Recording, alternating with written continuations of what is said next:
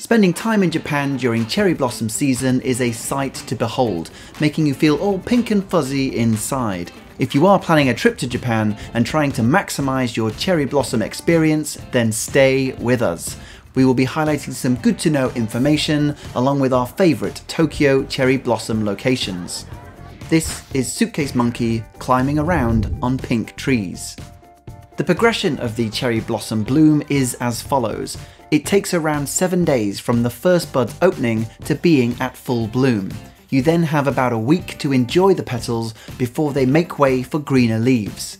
To give an example, this is Tokyo 4 days after full bloom, and this is Tokyo 7 days later. Quite the difference. In the end, it all comes down to temperature and altitude. The colder and higher the location, the later the bloom, and a lot of this will come down to plain old luck.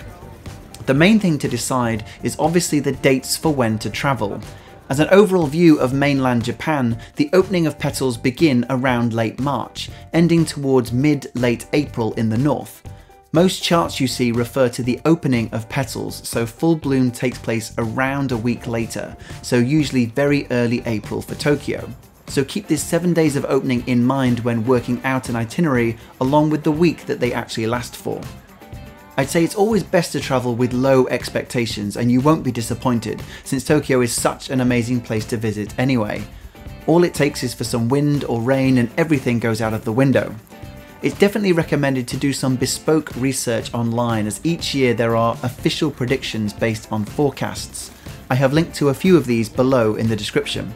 But it's also how you interpret that information and how far you want to go out of your way to heighten the chances of seeing them.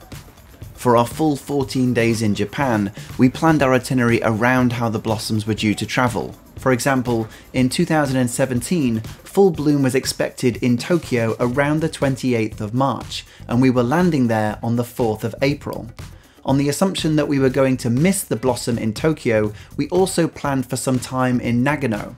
Since Nagano is at a higher altitude, the bloom usually occurs 2 weeks later.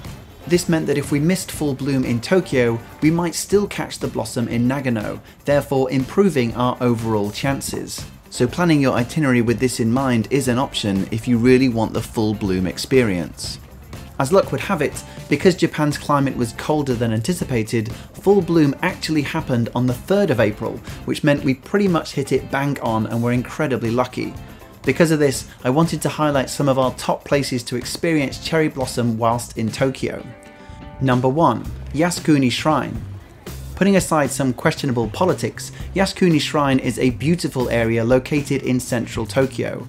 When we visited, there was a live traditional musical performance happening and the Japanese garden was picture perfect. Number 2. Chidorigafuchi. For me, this was my favourite few hours of cherry blossoming in Tokyo, with some peaceful experiences and awesome photo opportunities. Looking at a map, it's the large area around the Budokan, just north of the Imperial Palace. This area on the east side is nice enough anyway, but walking from here around the moat and along the walkway was a sight and a half.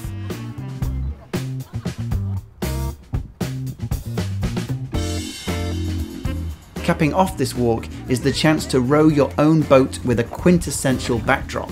Queues can build up quickly and we waited for almost an hour, so allow plenty of time.